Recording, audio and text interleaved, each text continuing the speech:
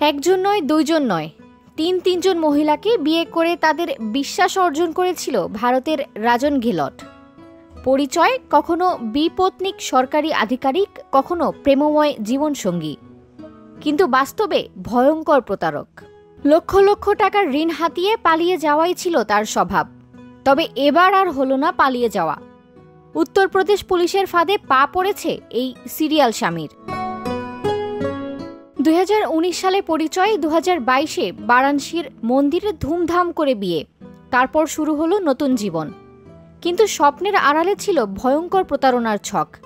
বিপত্নিক সরকারি অফিসার সেজে রাজন ধাপে ধাপে কিরণের বিশ্বাস অর্জন করেন। তারপর বাড়ি কেনার নাম করে তার নামে ব্যাংক থেকে তুলে নেয় 42 লক্ষ টাকা। কিছুদিন পরেই নিখোঁজ রাজন, আর চোখে অন্ধকার দেখেন কিরণ।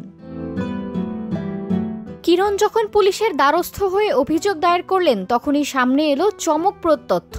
এই রাজন কেবল কিরণের স্বামীই নয়, আরও এক নারীরও জীবনসঙ্গী। 2014 সালে আম্বেদকর নগরের শিক্ষিকা সরিতাকে বিয়ে করেছিল সে।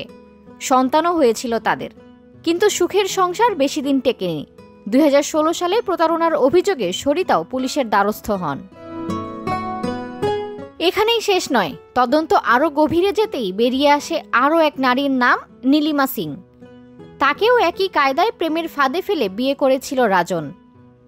একই মিথ্যে, একই অভিনয়, আর একের পর এক প্রতারণা। যে ব্যক্তি একের পর এক মহিলাকে প্রতারণা করে কোটি কোটি টাকা আত্মসাৎ করছিল, সে অবশেষে পুলিশের নাগালে। উত্তরপ্রদেশ পুলিশের চক্র ভেদ করতে পারেনি রাজন ঘেলট। তবে রহস্য এখানেই শেষ নয়। এই 3 জন ছাড়াও কি আরও কেউ রয়েছেন যারা এই সিরিয়াল স্বামীর ফাঁদে পড়েছেন? তদন্ত চলছে, সামনে আসতে পারে আরও চমকপ্রদ তথ্য। Desk report, metro TV. দেশের পাশে, বিশ্বের সাথে, মেট্রো টিভি।